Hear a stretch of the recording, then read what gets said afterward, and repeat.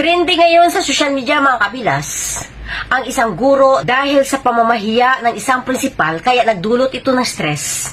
Kaya ito yung rason kung bakit nagtapos ang kanyang buhay. Hi! Nagbo-viral ngayon ang mga akusasyon ng pamilya ng isang teacher na namatay mga kabilas, pamamahiya daw ng kanyang prinsipal at nagdulot ito ng matinding stress. Kaya siya ay nawala dito sa mundo mga kabilas. Ngayon naglabas naman ng panig ang nanay ng bata kung saan nagmula ang isyu mga kabilas dahil ang kanyang anak daw nagkaroon ng sugat sa kanyang ulo at dumugo ito mga kabilas. Kaya ito ay pinuntahan si teacher kung bakit nga ba anong nangyari at nagtanong ang nanay mga kabilas bakit dumugo at hindi man lamang nabigyan ito ng first aid mga kabilas.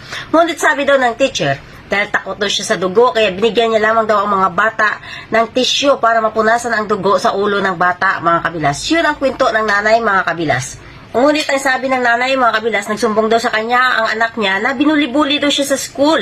Kaya pinasayaw-sayaw siya. Kaya sumayaw yung bata hanggang sa nagpagulong-gulong ito, hanggang sa nabagok ang ulo. Kaya dumugo ito, mga kabilas. Kaya agad niya pinuntahan ang teacher, mga kabilas, para malaman kung ano nga ba ang nangyari sa kanyang anak, mga kabilas. Ngunit hindi sila nagkaayos sa pag-uusap ng teacher, mga kabilas. Pumunta siya sa principal at doon nagharap sila ng teacher, mga kabilas, sa harap mismo ng principal.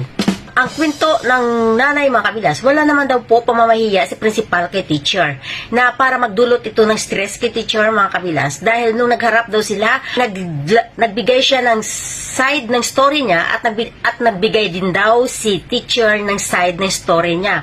Kaso dawi lang daw na magsalita ang principal. Syempre kapag nagsisalita daw si principal kay teacher mga kabilas, yung alam mo ba yung action na hindi naman daw yung panduduro. Ngunit yung ganito daw yung mga kabilas, yun daw ay hindi naman po yun panduduro.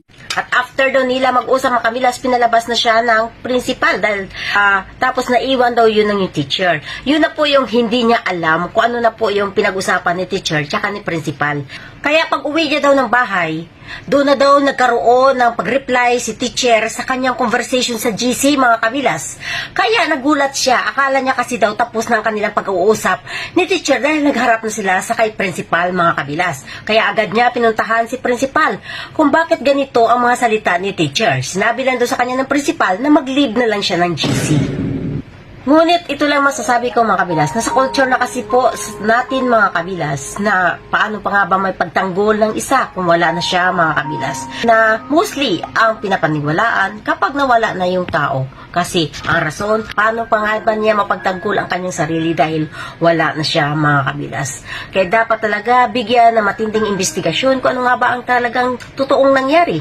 Dahil ngayon ang naririnig natin ang side na lang story ng nanay at ang principal dahil wala na si teacher mga kabilas.